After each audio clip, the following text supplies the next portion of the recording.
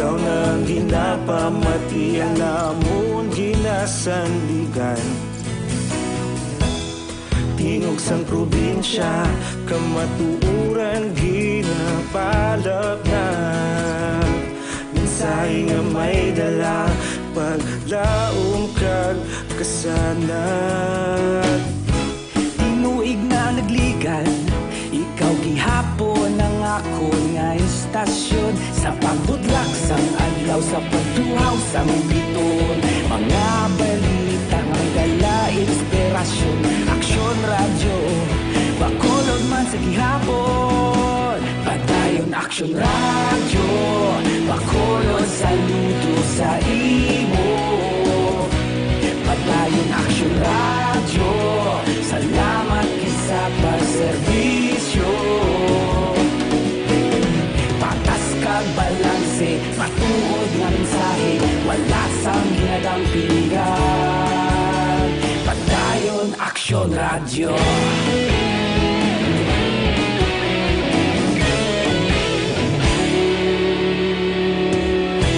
Pagkolon kag negrosanon, inyong pamatian. Istasyon nga nagapalaplag sang kamatuuran. Mabakod nga prinsipyo, reporter handa sa serbisyo. Kahapon, karon kag sa gihapon, kita magapadayon. Tinuig na nagligan, ikaw gihapon ang ako nga istasyon. Sa pagbutlak sang adlaw, sa pagtuhaw sang biton. Mga balita na may dala inspirasyon. Aksyon radyo, bakolon man sa gihapon. Padayon Aksyon radyo, bakolon saludo sa imo. Padayon Aksyon radyo. Pabalik sa Aksyon, Balita Evening Edition, 11 minutos nakaligas sa tak ng alas 6, Aksyon Radio Philippine Standard Time. Kagaroon sa detalye sang mga balita lokal. Patay ang isa ka lalaki nga nagakatulog matapos ginsulod sa iya puluyan. Kaginlutahang sang duwa ka wala makilala nga mga persona. Alauna sang hapon Marso 7 sa Barangay 3 Surad sa San Carlos. Ang biktima ginkilala kay Mark Dihos, 26 anyos, residente sa amuman nga lugar. Sorok kaya San Carlos Area PNP Officer in Charge Major Mark Hongko. Nagakatulogid lamang sa iya puluyan si Dihos sang nagasulod ang mga persona nga naglutang. Si Dihos ang nakaangkon sang duha ka pilastoga sang paggatiro siya sa nga ulo kag isa sa iya liog. Dugang pa ni Hongko, iya bagi na beribika kung nalakip pa sa drug watch list sang kapulisan ang biktima. Bangos inisal nga papangusisa posible nga may kangtanan sa ilegal nga droga ang motibo sang pagpatay. Yes, ma'am. Tulong kang witness natin, ma'am. Na may duha ka tao, no? Naka-bull cap. Tapos naka-black lang nga duha. Nagsulod gulpi sa balay ni Mark Ruben Dihos. Ang tingog sang hepe sang San Carlos PNP Major Hungko. Patay man ang isa ka 46 anyos nga amay matapos matumbahan sang sementado nga pader ang ilapuluyan sa Encarnacion Bakyas, Barangay Mansilingan, Syudad sang Bacolod. Ang napatayang ginkilala kay Nino Lambarte, 40 anyos. Sunod kay Kapitan Boy Pico sa Barangay Mansilingan, tagtalasay sang hapon kahapon sa nakabaton report ang barangay nga natumba ang pader sa creek malapit sa puluyan ni Lambarte. Pagpahayag ni Pico, posible naghuyang ang duta sa kilid sang pader bangod tuman na kadamo ang tubig nga nagsupundiri. Ang among pader ang ginapanag-ihan sa Silver Dragon Construction. Nakaangkon sa madamo nga kapilasan sa lawas si Lambarte kag ginhingagaw padala sa Bacolod Adventist Medical Center apang gindeklarar sang attending physician nga dead on arrival. Sa dugang nga balita lokal, nasapuan man nga patay ang 5 kabulan nga bata sa baybayon nga sakop sa nga Purok Malipayon, Barangay 35 Surad sa Bacolod, kainasang Aga. Surok kay Jason Arellano, 46 anyos, isa ka basurera ang una nga nakakita sang lawas ang bata nga nabulit na sang lutak kag wala na sang panapton. Nasapon ang bangkay sang lapsag nga ginabulubanta 150 metros ang kalayon gikan sa pika-pika sang Purok Balipayon, syudad man sa Bacolod, Barangay 35. Ginpahayag naman sang Iloy sang lapsag nga si Janelle Bulak, 23 anyos, ginatingwaan nila tubtob sining kakaina sa aga nga makit-an ang iya bata sa paglaom nga ini ang mahimo nga nasampay gid lamang sa suba malapit sa ila lugar. Ang napatay nga lapsag ang subang ni Bulak. Nibaluan nga kagabi bangod sang tuman kabaskog nga ulan na rostak ang pader sa kilid sang puloy-an sang utod ni Bulak sa Purok Malinong, Barangay Takuling, syudad sa Bacolod. Ginanod ang puloy-an kag nadagdag sa suba. Ang 7 ka mga persona nga yara sa mga puloy-an, kalakip na ang lapsag. Nakaluwas ang 6 ka mga individual apang wala na makit-an ang lapsag.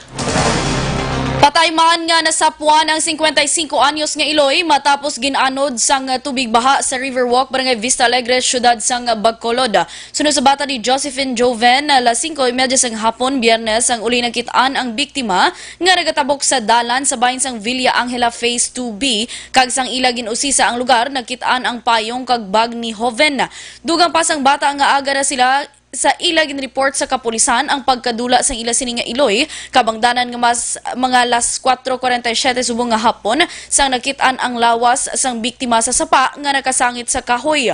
Sunod naman kay Peter John M. Supervisor, alas 2 sang hapon sang ila ginumpisahan ang search and rescue operation halin sa lugar nga uli ini nakita tubtob na kalambot sa ila lugar nga kun lantawon may 1 ka kilometro ang kalayoon. Dugang pa ni Peter John nga may kabudlayan sila nga ma-retrieve ang lawas ni Joven matapos nga ang ginsangitan sini ang yara sa parte sang sapa nga madalom ang tubig. Ini ikaduha nga kaso sang pagkalunod tugas sa bubo sa madamol nga ulan umpisa aga sang Biyernes tubtob maggabi. Nagapati si Executive Assistant kag CDRRMO Cluster Head Jomari Vargas nga ang pagpadalom sang kasubaan o kon papatigayon sang dredging operation ang isa sang makabig nga long-term solution angot sa problema sang baha sa syudad sa Bacolod. Suro kay Vargas ang natabo nga pagdalom sang tubig sa pila ka mga lugar kagabi ang resulta sang ginatawag accumulated kag mabaskog nga pagbubo sang ulan. Aminado man ini nga mayara gid man sang pila ka mga lugar sa palibot sang syudad nga nagbara ang drainage system tungod sang nagpunong nga mga basura. Kag ini man ang ila plano nga paghatagan sang prioridad sa masunod nga adlaw. Dugang pa sini nga tuwang gabi na nakatapos sa trabaho ang iya mga personnel nga nagupod sa mga salakyan nga naghakot sang na-stranded nga mga pasahero. Sa iban pa nga balita, lokal na kompeskar sang operatiba sang Philippine Drug Enforcement Agency K9 and Interdiction Unit ang kapin 100 grams ang ginapatian illegal nga droga sa Bacolod Silay Cargo Warehouse, Bacolod Silay International Airport.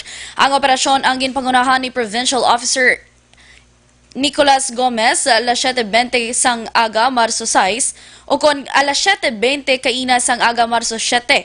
Sa inspeksyon na detect sang operatiba nga nasuspetson shabu nga nagabugat sang kapin 100 gramos nga may estimated value nga 680,000 pesos. Ginapausisa sa NDD o kon Narcotic Detection Dog matapos masimutan sang K9 dog gilayon ini nga nagpungko sa diin nagahatag palatandaan nga may presensya sang illegal nga droga. Ang na-recover nga item nga ang igapadala sa forensic laboratory para sa kumpirmasyon. Alas 6:17 Aksyon Radio Philippines Standard Time ditali sa Balita Nasional sa pagpanumbalik sa Aksyon Balita Evening Edition.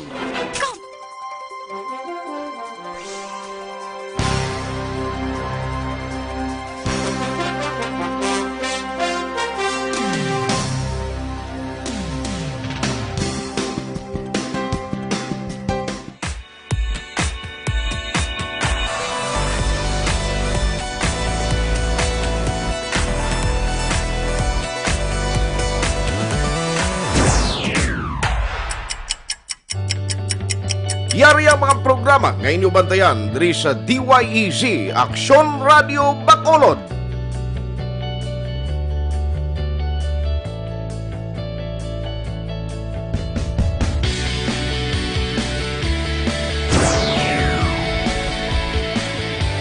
Aksyon Reports, first portion.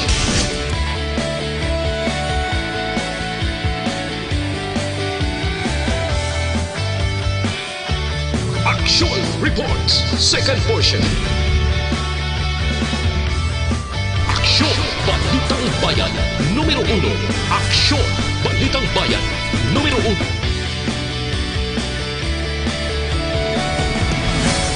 Aksyon Balita Morning Edition.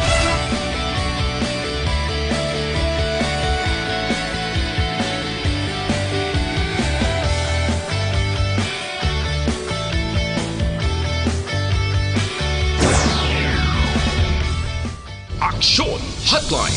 Aksyon Hotline.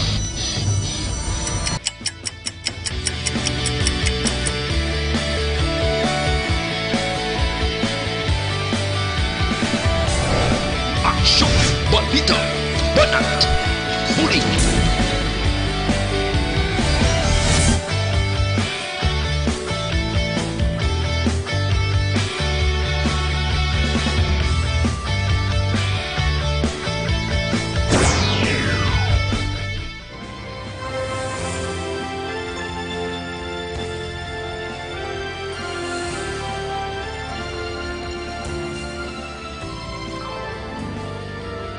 Aksyon Reports Afternoon Edition. Aksyon Reports Afternoon Edition.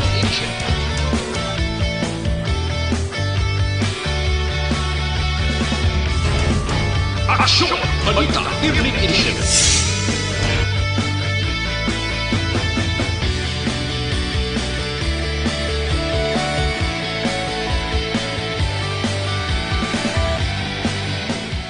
Aksyon Firing Line. Aksyon Firing Line.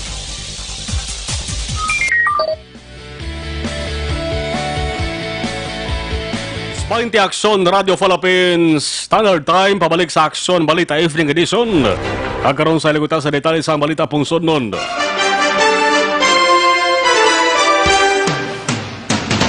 Ginkumpirmar ni PNP Acting Spokesperson na Major General Benigno Durana nga nagtaliwan ang isa sa 8 kasakay sa PNP chopper nga si Major General Victor Ramos alas 4 sa nga hapon. Sunod kay Durana, kay na lamang sang aga sang ginasailoman sa Asian Hospital si Ramos. Maduduman gindala sa ospital ang 8 kamay katapos ang Philippine National Police sa Marso 5, kalikip na si PNP Chief General Archie Gamboa kag pila ka mga tagas opisyal sang police matapos maghugpaas ang helikopter nga ilang nasakyan sa Laguna. Ginkumpirmar naman sa Department of Health ang ika-6 nga kaso ng coronavirus disease sa pungsod Pilipinas. Sa press conference ginpahayag ni Health Secretary Francisco Duque III nga ang ika-6 nga kaso among isa ka 59 anyos nga babayi nga asawa sang ika-5 nga kaso. Sa karon stable naman ang kondisyon sang pasyente kag naka-confine sa Research Institute for Tropical Medicine. Nagwa nga positibo ang ika-6 nga kaso matapos ang ginpatigayan nga contact tracing activities sang DOH. Wala labot diri kumpirmar man sa DOH ang unang nga kaso sang local transmission sang virus sa pungsod bangod wala ini sang travel history sa abroad. Ini among ika-5 nga pasyente nga nag-i-star sa Cainta, Rizal. Pagklaro sang ahensya ay ika-4 nga kumpirmado nga kaso sang nasambit nga virus sa pungsod ang isa ka empleyado sa kompanya sang Deloitte sa Bonifacio Global City sa Taguig.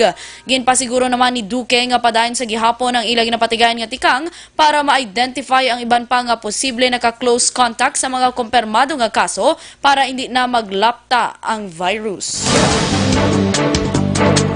Ginpahayag ni Senador Bong Gong aprobado para kay Presidente Rodrigo Duterte ang rekomendasyon sang Department of Health kon DOH nga pagdeklarar sang State of Public Health Emergency sa pungsod Pilipinas bangod sa coronavirus disease kon COVID-19. Ini kasunod sang kompormasyon sang ahensya sang una nga kaso sang local transmission sa mga virus diri sa pungsod. Sa press conference ginanunsyo ni Health Secretary Francisco Duque III nga ginbatak na ang COVID-19 alert system sa Code Red Sub-Level 1. Saro kay Duque isa sa mga rason. Sini ang na-record nga 2 ka kaso nga localized transmission sa virus sa Pilipinas. Tuyo sini nga masiguro nga mangin handa ang mga local government units kag hospital sa posibleng pagdamo pa sang kaso sang COVID-19 sa Pilipinas. Sa katapusan nga balita national, ginaresto naman sa mga katapos ang Bureau of Customs sa isa ka Malaysian national mangod sa dala sining 1.1 million pesos sa Ninoy Aquino International Airport sa Naya 3 Biyernes ang gabi. Ginpahayag ni Airport Customs District Collector Carmelita Talusan nga si Gan Kang Siong, 31 anyos, ang nagabot sa Pilipinas las 8:30 sang gabi sa kaisang Air Asia flight gikan sa Kota Kinabalu, Malaysia. Sunod naman kay Attorney Lourdes Mangawang,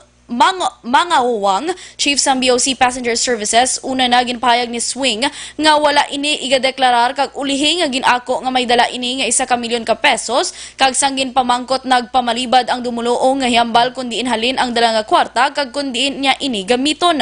Napaslawan man si Singh nga magpakita sang permit gikan sa Central Bank para makapasulod sang dako nga kantidad sang kwarta sa pungsod. Sa pag-usisa sa check-in luggage sini, naglambot sa 1.1 milyones pesos ang balor sang bitbit sini nga kwarta kag gilayon ini nga ginpabalo sa Anti-Money Laundering Council kag Bangko Sentral ng Pilipinas. Alas 6:24, magabalik ang Aksyon Balita Evening Edition sa detalye sang balita sa nawas sa Pilipinas. Sports kaiban pa, matapos gid lamang sa di.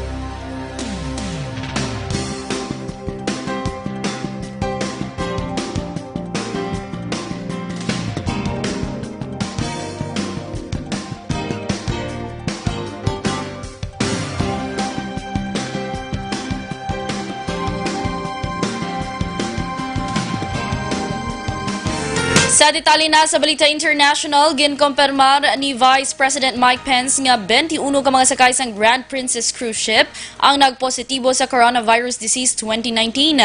Naibaloan 46 ka persona ang ginpatigayonan sang test kag 21 diri ang nakakuha sang positibo nga resulta samtang 24 naman ang nagnegatibo. Sa 21 nga nagpositibo, 19 diri ang mga crew members kag duha naman ang lunsay mga pasahero. Ang Grand Princess ang yara karon sa California coast samtang desmayado naman ang pila ka mga pasahero matapos nga wala sila gidayon nga ginpabalo sa mga katapo o kun cruise sa mga cruise ship kag ila lang ininahibaluan paagi sa pagtan-aw sang press briefing sang Vice Presidente. Samtang sa California, 65 na ang positibo sa COVID-19 kag isa na diri ang napatay. Sa patag sang hinampang sa PBA. Pag-aumpisahan sa nga defending champion nga San Miguel Beermen kon SMB kag Magnolia Hotshots ang season opening sang Philippine Basketball Association kon na PBA Philippine Cup buwas nga adlaw Domingo sa Araneta Coliseum. Kini amo ang ika-45 ng season sang PBA. Ang nagaisahanon nga hampang sang SMB kag Magnolia buwas nga adlaw amo ang makabig nga rematch sang nagligad nga season sang All Filipino Finals. Sa diin nagkampiyon ng SMB sa 4-1 nga serye kag amo ang ila ikalima nga sunod-sunod nga tournament title. Hindi makahampang ang 5-time league MVP nga si John Mar Fajardo sa SMB bangod sa injury sa isa nga batiis kag subong nagapaidalom pa sa surgery. Injury man sa SMB, Sanday Terence Romeo kag Marcio Lassiter. Mag-umpisang hampang alas 7:30 buwas sa gabi. Sa ato naman nga Balita Entertainment, ginako kag ginpabugal ni Carla Estrada nga natural lang ang pagka-protective kuya ni Daniel Padilla sa iya siniutod nga babayi. Madumduman nag-viral ang video nga kuha sa birthday party sang utod ni Daniel nga si Maggie Planas bangod nakita sang tanan ang reaksyon sang aktor sang nag-abot sa party, ang crush sang iya sini nga utod. Alas 6:35 na Aksyon Radio Philippines Standard Time. Inyo nabatian detalye sang mga balita sa Aksyon Balita Evening Edition March 7, 2020. Gikan sa News and Information Center sa Aksyon Radio Bacolod ang inyong mga tagbalita. Aksyon Eden Aboso. Naabot kay Aksyon Nelmar Madera kag Aksyon El Ray Dutelio sa Technical Control. Ako naman Aksyon Marlon Genovea. Nagapasalamat kag nagaagda sa Aksyon Firing Line for more news, information and commentary. Naabot kay Aksyon Artay Hopon magasunod na. Una sa balita, una sa aksyon. Sa Bacolod Aksyon Radio.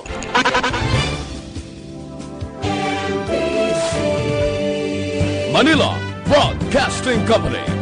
Sa balita. Komentaryo. Isyu. Serbisyo publiko. Aksyon Radio. Sa Bacolod Aksyon Radio. Aksyon Radio.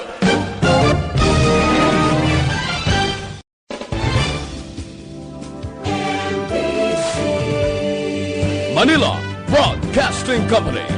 Sa balita.